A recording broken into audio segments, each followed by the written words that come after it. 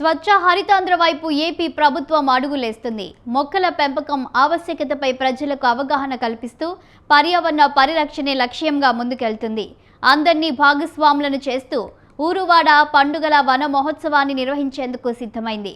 ప్రపంచ పర్యావరణ దినోత్సవం వన మహోత్సవం 2025 సందర్భంగా ఇవాళ వివిధ శాఖల ఆధ్వర్యంలో 1 కోటి మొక్కలు నాటేందుకు ఏర్పాట్లు చేశారు. CM Chandrababu, deputy CM Pavan Guntur జిల్లా అనంతవరం వన మహోత్సవంలో పాల్గొని మొక్కలు నాటనున్నారు.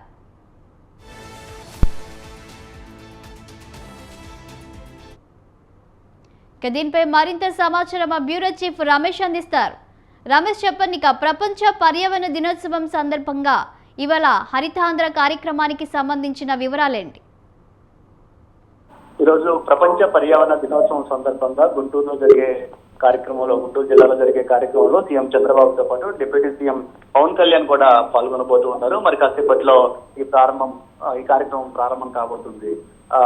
హరితాంధ్ర ప్రదేశ్ దిశగా ఏపీ ప్రభుత్వం అడుగులు వేస్తుంది. మొత్తం రాష్ట్ర వ్యాప్తంగా పెద్ద ఎత్తున మొక్కలు నాటే కార్యక్రమం ఈ రోజు నుంచి ప్రారంభం కాబోతుంది. దాదాపుగా 1 కోటి మొక్కలకు పైగా నాటే కార్యక్రమానికి ఏపీ ప్రభుత్వం శ్రీకారం చుట్టబోతుంది. ఈ ఒక్కరోజే దాదాపుగా రాష్ట్రంలో అన్ని జిల్లాల్లో కూడా ఈ మొక్కలు నాటే కార్యక్రమాన్ని రాష్ట్ర ప్రభుత్వం ప్రారంభించబోతుంది. సీఎం చంద్రబాబు, అదేవిధంగా డిప్యూటీ సీఎం పవన్ కళ్యాణ్ కూడా ఈ రోజు మొక్కలు నాటే కార్యక్రమంలో పాల్గొంటున్నారు. ప్రపంచ పర్యావరణ దినోత్సవం సందర్భంగా ఈ కార్యక్రమాన్ని చేపట్టడం జరిగింది. హరితాంధ్రప్రదేశ్ లక్ష్యంగా ప్రభుత్వం కూడా అడుగులు వేస్తుందని చెప్పుకోవచ్చు. గతంలో కూడా తెలుగుదేశం పార్టీ అధికారంలో ఉన్న సమయంలో హరితాంధ్ర పేరుతో పెద్ద ఎత్తున రాష్ట్ర వ్యాప్తంగా మొక్కలు నాటే కార్యక్రమాన్ని చేపట్టడం జరిగింది. దీని ద్వారా కొంత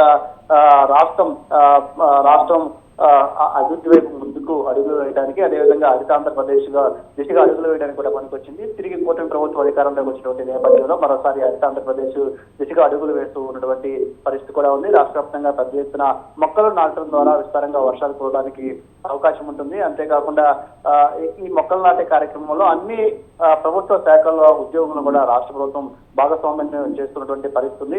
దాదాపు 4 నెలల రోజుల పాటు ఈ కార్యక్రమం నిర్విరామంగా కొనసాగే అవకాశం ఉంది. దీనికి సంబంధించి మనకి కాసేపట్లో CM Chandrababu, deputy CM Pawan Kalyan కూడా ఈ కార్యక్రమాన్ని ప్రారంభించబోతూ ఉన్నారు. Thank you Ramesh.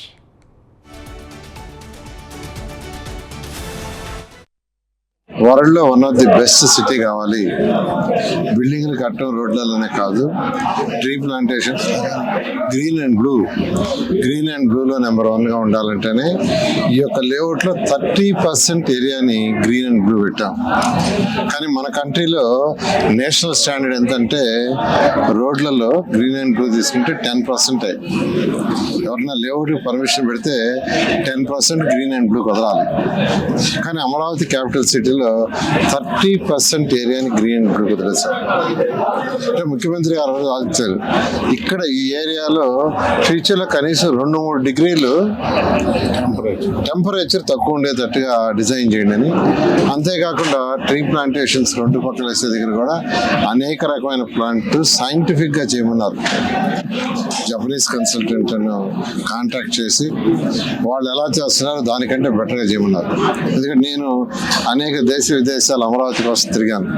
చైనా కావచ్చు, రష్యా, జపాన్, సింగపూర్.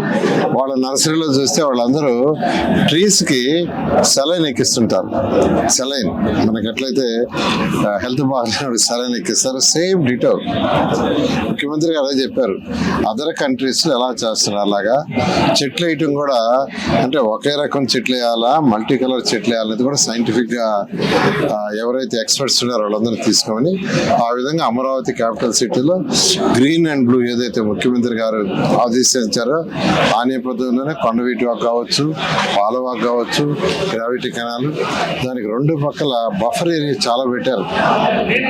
ఆ ఏరియాలో మొత్తం గ్రీనరీ డెవలప్ చేయమన్నారు. వరల్డ్ లో one of the best city కావాలి.